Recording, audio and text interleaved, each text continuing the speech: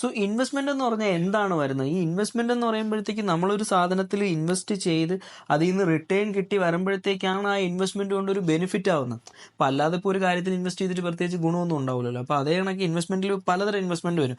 Real estate വരും, stock വരും, അതുപോലെ തന്നെ ക്രിപ്റ്റോ വരും, പലതരം ഇൻവെസ്റ്റ്മെന്റ്സ്, ബിസിനസ്, സ്റ്റാർട്ടപ്പ്, പലതരം ഇൻവെസ്റ്റ്മെന്റ്സ് വരും. സോ ഈ ഇൻവെസ്റ്റ്മെന്റ് എല്ലാം റിട്ടേൺ വന്നാൽ മാത്രമേ എന്താവുള്ളൂ, നമുക്ക് ആ ഇൻവെസ്റ്റ്മെന്റ് ബെറ്റർ ആണെന്ന് പറയാൻ പറ്റുള്ളൂ. അപ്പോൾ അതിൽ ഏറ്റവും എളുപ്പത്തിൽ ചെയ്യാൻ പറ്റുന്ന കാര്യം എന്ന് പറയുന്നത് മടിയന്മാരായിട്ടുള്ള ആൾക്കാർ ഏതിലാണ് ഇൻവെസ്റ്റ് ചെയ്യുന്നത്. സോ ബേസിക്കലി റിയൽ എസ്റ്റേറ്റിന്റെ ഒരു ഗുണമെന്ന് പറഞ്ഞു കഴിഞ്ഞാൽ അതിനകത്ത് ഇൻവെസ്റ്റ് ചെയ്തതിനു ശേഷം പിന്നെ അല്ല നമുക്ക് തിരിഞ്ഞു നോക്കേണ്ട കാര്യമില്ല.